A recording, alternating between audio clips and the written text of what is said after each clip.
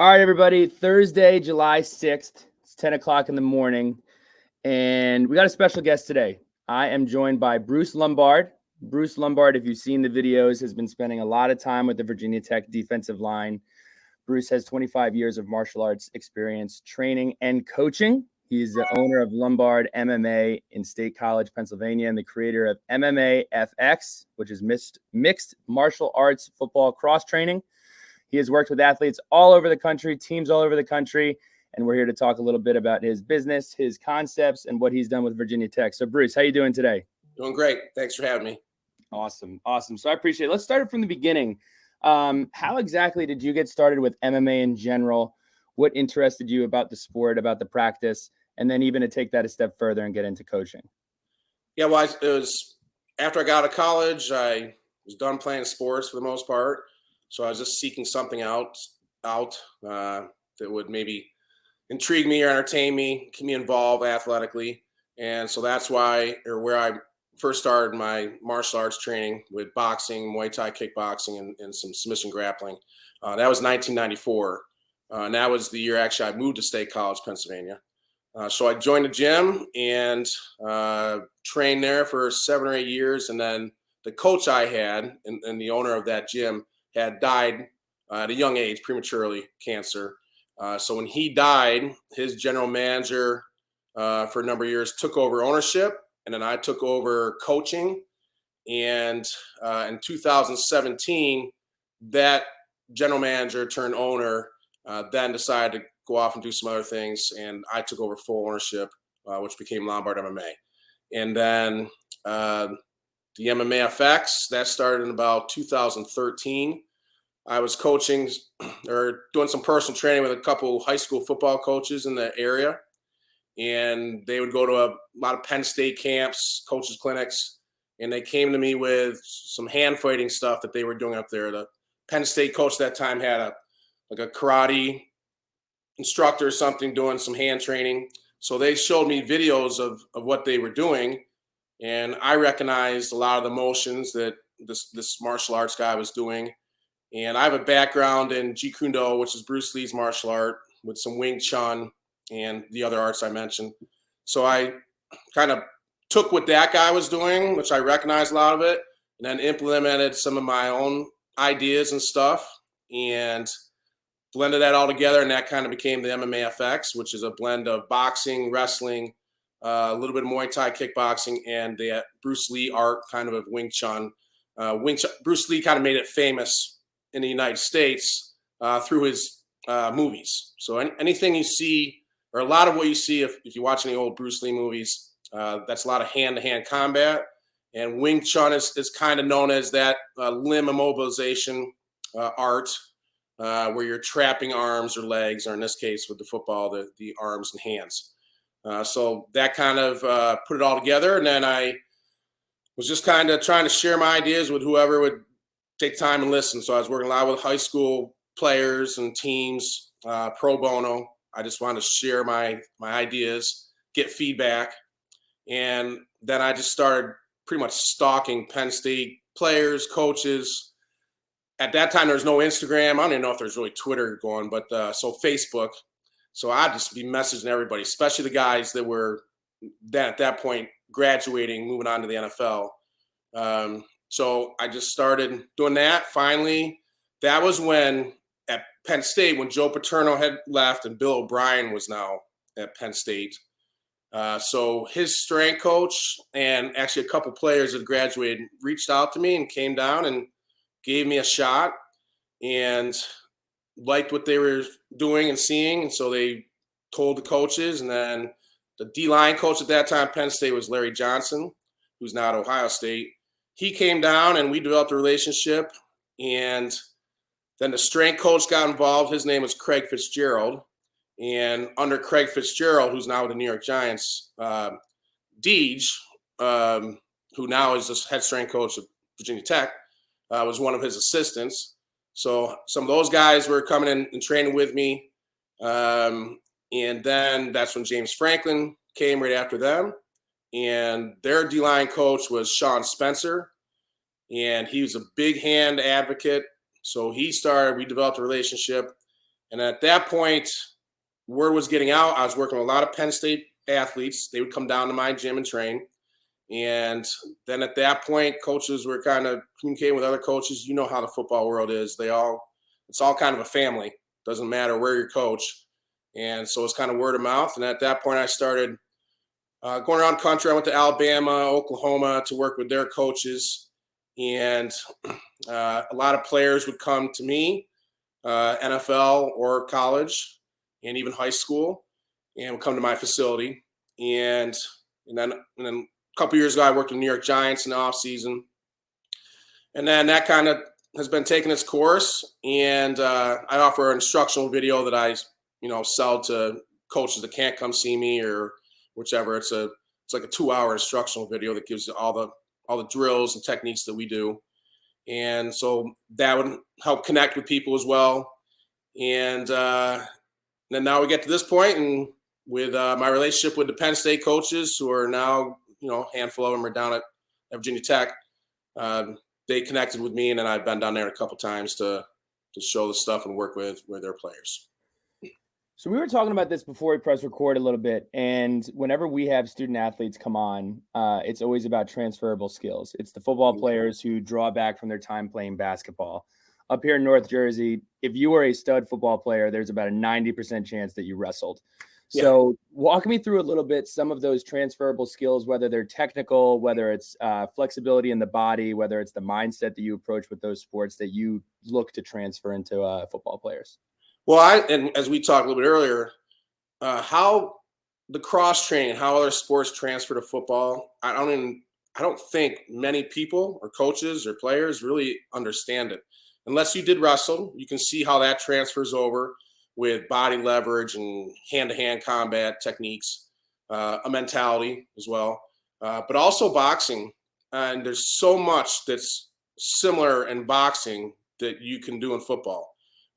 Whether it be hand speed development, timing, precision, punching, defending. Again, it's a mindset. It's a combat sport type of mindset. So they just work so well together. And that was the whole idea, is to kind of take some wrestling and some boxing and kind of mesh it together to where it would be applicable for football players. Like obviously there's wrestling techniques and boxing techniques that no football players ever use. But mostly the punching and the hand combat with the wrestling and the pummeling, the body leverage, that's what we incorporated to make it specific for football athletes, to really narrow it down. So it's if football athletes come to train, we're not just doing boxing for the fun of the sport of boxing. We're doing the techniques that will then help them or move over into their sport. And the main focus here is, and I tell people this all the time, is we are trying to improve the athletes. So we're doing these and cross-training these other sports to improve their athleticism, whether it be their timing, their precision, their hand speed, their hand-eye, even foot coordination. That obviously with the D-line or even linebackers, it's the eyes, hands, and feet. And you can't get any more eyes, hand, and feet coordination than you can in the sport of boxing. Because in boxing, if your eyes, hands, and feet are kind of lacking, then the consequences there are getting punched in the head, which are pretty severe consequences, and it defeats the purpose kind of even training in that sport or competing in it. So by taking those elements and that approach, we just move it over to football. Again, to try to improve the athlete. Non-dominant hand control, rhythm and flow. Like, you don't hear that too much in football. You hear push, pull, destroy, kind of run through them. This is rhythm and flow and timing we're teaching. We're basically kind of say it's like we're teaching them how to dance with their hands. And with that rhythm and flow and timing, that's going to make them quicker and faster. And we take the approach that, everybody's lifting weights, everybody's doing footwork drills, big guys, strong guys. Where we can gain an edge over them is with that timing and rhythm and speed that not all guys are training with their hands.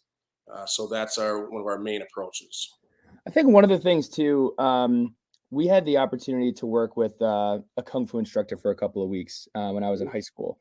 And one of the things that really helps is if you're just taught as a defensive lineman, you're going to do X, Y, and Z, which will help you shield the block. But when you take it a step further and it's the point of weakness in somebody's arm is here, this is where you break it and here's how you swipe it, and is the most efficient way to go through those motions. Have you noticed that players will often be able to execute on the moves, have a better flow, feel more comfortable with the move, and it feel more natural when you explain the technical reasoning for why they're doing what they're doing? Yes. And then I really learned that, well, with anybody I train, I want to try to convey to them, this is why we're doing it. And this is why we're focusing on attention to detail. Uh, just like in combat sports with football, everything's about split seconds and centimeters sometimes. At one point their body or their limb or their arm is there, the next they're not. One point they're squared up, then they're not. So so we really are focusing on that timing and attention to detail, what's going to help that timing and rhythm. And yes, we focus on making sure they understand why we're doing this and why it's important for their sport. And then we follow through with high repetition. Working with NFL guys, you can tell them, or you can have great Instagram videos or whatever. But when you're in front of them, they want to know exactly, why am I spending my time doing this? Because my livelihood's on the line here, my contract, I have a family, I have a wife to support. It's a lot more is on the line there than maybe a high school or a college athlete to a certain degree. So you have to be really detailed to why we're doing this and the success that we'll have. But we also say to them, just like with anything, even if you bench press 500 pounds, it doesn't mean it's going to work for you 80 plays a game. But if we're working your hands and repping your hands, which is a very articulate motion and techniques, if it works 5-6 times a game, 10 max, and you have tackle for loss, you're disrupting rhythm, or you're getting sacks, that's playing time. That's a scholarship. That's a look at the NFL. That's a higher, salary, whatever it might be. So that's what we look at. Most of us as athletes, we're going to fail more times than we're going to succeed. But if we can succeed those handful of times or whatever, then that's beneficial. So we try to keep them with that mindset, but it's all through repetition. Guys have to buy into it, get the time to it. And, they can't just come and start working their hands and, 10 sessions in, they're like, okay, I got it. No, you got to rep this stuff over and over again. And that's what we try to convey to all the guys that train with us or the teams we go to.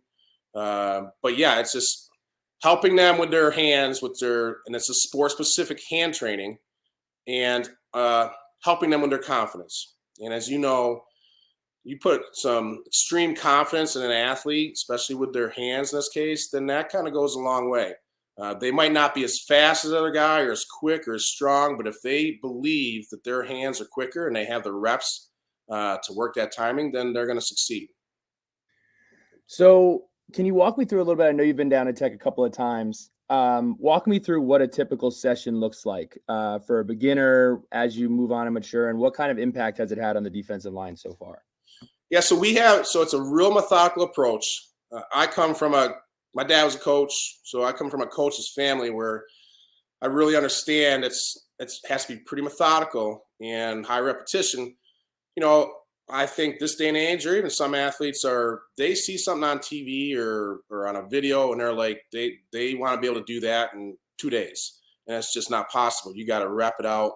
And so the approach I take is it's very methodical, attention to detail. We stay in a static position and we really slow motion. So we're going 50% or less, making sure they're hitting every little detail as far as targets. And then we'll start from a static position, meaning with our feet. We'll start to move laterally with our footwork. I believe that, when you can start adding footwork into certain motions with your hands, the lateral footwork is probably the least difficult. And then we'll start moving forward a little bit at a slow pace. And then once they get to a certain level where, we feel comfortable, or he does and I do, then we'll start I'll put arm pads on and we'll go at a little faster pace and really assimilate, getting off the line and how we're going to use our hands. But it's a real methodical approach. It takes time. I think as most humans, we just want to get the A to Z as fast as we can. And I understand that. But really it's that repetition and time put in that really takes those higher level athletes to where they are, committing to that repetition and that training. And doing it on your own. We talk about doing the little things that maybe other players or teams aren't doing. The guys that I work with or teams, we really try to commit to the players getting together on their own whenever they can, after their lift, whatever, even if it's 10 or 15 minutes a day or every other day, just to keep these hands fine-tuned. But it's through the repetition. There's a reason why you lift every week. It's that repetition gets stronger and more explosive. It's the same thing we do with the hands. You got to rep it to get that almost natural motion. So we want to think we're just in reaction mode and not necessarily in anticipatory mode or whatever. We just want to be able to react naturally, whether we're tired, rocked a little bit, fourth quarter, whatever it might be. We want it to become natural motions, and we do that through repetition. Do you have anybody, whether that's somebody that you've worked with or somebody that you study film on, who do you think are some of the best in the league when it comes from a hand fighting standpoint? Well, I mean, it's going to sound obvious, but Aaron Donald, I mean, obviously he's great at everything. But you see how his hands, so a lot of these guys, including him, he's already quick and fast and explosive. And when we get guys like that, yes, it seems like they can't go any further, but they can through timing. And we call it no wasted motion or shortening up the motions. We say that the more motion you have, the higher margin of error. The less motion you have, the lower margin of error. So, I mean, if your hands are flying all over the place, left and right, you're kind of relying on one move. So you can be just as ballistic and violent with your hands with short motions than you can be with just long, drawn-out motions. We want to take kind of like the brawler who might be athletic, fast, explosive, but he's still a brawler. So if he gets up against another guy that's fast, explosive, but he's technical and he's more of the artist, then he's going to typically, lose on those engagements. It's in boxing. If you look at Floyd Mayweather, I think everybody knows who Floyd Mayweather is, whether you're a boxing fan or not, but undefeated, probably the best boxer, pound-for-pound boxer of all time. But when he got into his 40s, he didn't have that speed and power and athleticism he had in his 20s, but he was still dominating guys in their 20s. And that was because of his rhythm, timing, precision, attention to detail, that he could outmatch those bigger, physical, stronger, faster, younger guys. And it's the same mentality we have here. Yes, we want to be explosive. Some guys have natural ability, but we're just trying to fine-tune that and tighten everything up, and that's going to make them a more explosive and effective athlete. Bruce, this was awesome. I appreciate the chat. For anybody that's, whether it's an individual player, high school coach, college coach, if they're interested in either having you come and train or getting in touch with that video, how exactly can people do that? How can they get in touch with you? Yeah, well, we have two different websites. There's my LombardMMA.com website. That's more about our gym, but it still has, talks a little bit about the football program. And then MMAFx.net. Is the website specific to these football programs. And yes, we sell the video set through there. It's a 2-hour-long video set. Anthony Zettel, who played in the NFL for 6 years, is the athlete that's in there with me. He's probably one of the best guys I had ever trained. It's very instructional, slow motion, attention to detail, professionally done by a videographer. And then we're on Instagram with the handles Lombard MMA, Twitter Lombard MMA, and even Facebook, Lombard MMA, which also carries all the MMAFx information as well.